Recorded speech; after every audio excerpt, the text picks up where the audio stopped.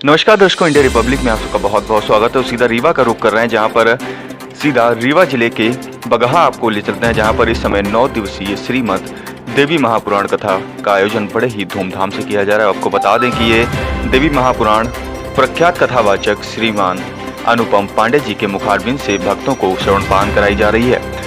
कथावाचक ने बताया कि देवी महापुराण में वात्सल्य का भाव भरा हुआ है, जिससे मां अपने भक्तों पर जल्दी ही प्रसन्न होती हैं। कथाव्यास ने यह भी बताया कि जीवन को कैसे इस महापुराण के अनुसार जीना चाहिए और वहीं दिनों दिन महापुराण के रसास्वादन के लिए भक्तों की संख्या भारी मात्रा में बढ़ती जा रही है। आपको बता दें कि देवी महापुराण 9 दिवसीय है, जिसमें मां आदिशक्ति भगवती की संपूर्ण महत्ता का वर्णन किया जाता है। इस महापुराण की विशेषता यह है कि इसके श्रवण मात्र से भक्त माता के लाडले हो जाते हैं। मुख्य श्रोता के रूप में राजमणि गर्ग व रजनी गर्ग हैं और यहाँ पर आप भी पधार कर इस कथा का श्रवणपान कर सकते हैं। और आइए अब बिना देरी किए सीधा आपको ले चलते हैं कथा व्यास जी के पास, जिन्होंने इंडिया रिपब्लिक से भी बातचीत की और साथ ही साथ जो देवी महापुराण है उसका कुछ वर्णन भी आपको सुनाते हैं। सांप्रतम अविचारम न वक्तव्यम पचनम वाक्य सुंदरी अबलम स्वप्रज्ञाता वक्तव्यम समयोचिताः। ओम नमो भगवते वासुदेवाय। कहते इस प्रकार से कहती कि हे देवी, जिन्होंने इंद्र आदि देवताओं को तथा अन्य दैत्यों को पराजित कर दिया है, उन संग्राम में जीतने की अभिलाषा तुम कैसे रखती हो?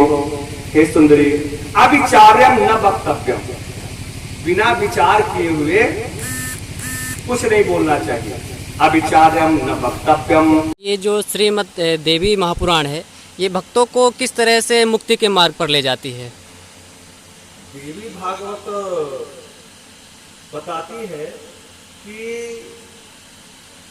एकमात्र और देवता तो जल्दी प्रसन्न नहीं होते हैं, लेकिन माँ भगवती, माँ जगत जननी जो संसार की माँ है, इसका सबसे विशेष है वात्सल्यता, ममता। ये ममता मई है।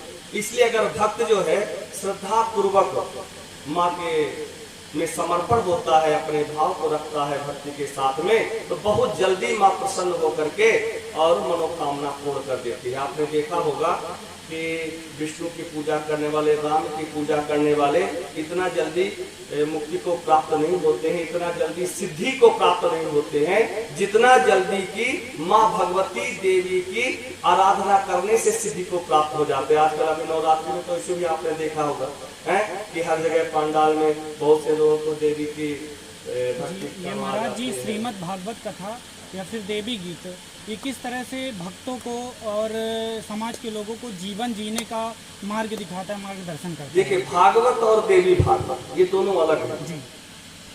देवी भागवत में आदिशक्ति प्रधान है, जो सरलता के साथ भक्तों को अपने मार्ग प्रशस्त करती है कि मेरी शरण में आओ, किसी प्रकार का कष्ट नहीं होगा, और साक्षात रक्षा करती है, अपने भक्तों की साक्षात भगवती रक्षा करती है।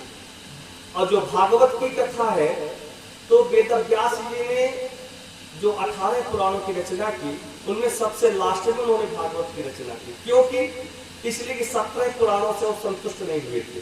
जब नारद जी आकर के नारद जी से उन्होंने बताया कि मैंने 17 पुराणों की रचना किया, लेकिन मुझे भी संतुष्टि प्राप्त नहीं हुई, उन्होंने कहा तो फिर ऐसा करो कि अभी आपने भगवान की लीलाओं का वर्णन नहीं किया, इसलिए भगवान की लीलाओं का वर्णन कीजिए।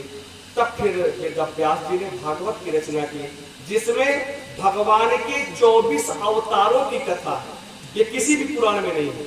18 पुराण वेद व्यास ने बनाए हैं, 17 पुराणों में अलग अलग, केवल एक विष्णु पुराण में केवल भगवान विष्णु के बारे में, शिव पुराण में केवल भगवान शिव की महत्ता का वर्णन है, और बारह पुराण में 12 भगवान की महत्ता का वर्णन, नारद पुराण में नारद भगवान की महत्ता का वर्णन है, ब्रह्म पुराण में भगवान ब्रह्मा की महत्ता का वर्णन है, देवी पुराण में देवी की महत्ता का वर्णन है। लेकिन जो भागवत है उसमें 24, वैसे है तो कृष्ण कथा हो,